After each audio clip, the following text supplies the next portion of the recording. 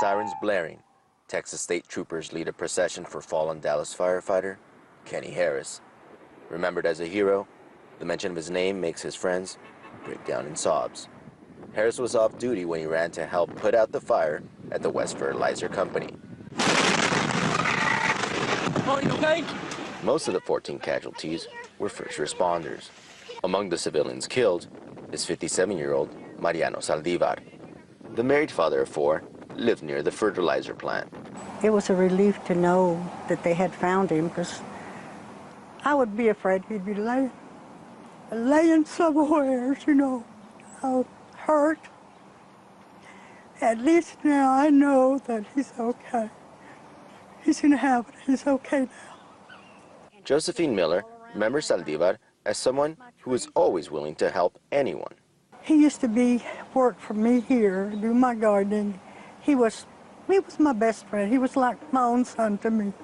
Because I'm going to think of Mariano, that he had planted all those flowers for me before. I'm going to miss him a lot, I know that. But like I said, at least I know now he's resting.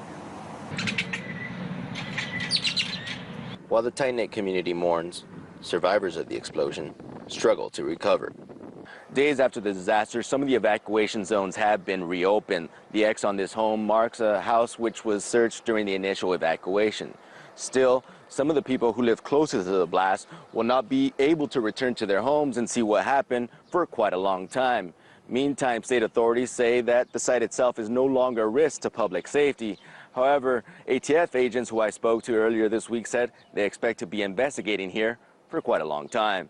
There was a structure next door that was fully engulfed. Next to your house? And it was right next to my house. Waco, Texas firefighter John Villanueva knows his house has suffered major damage, but hasn't been allowed to get close.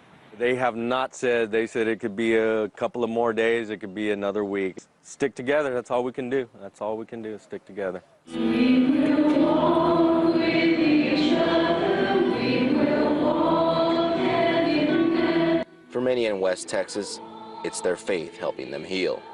Let us ask God to help us in this time of trial.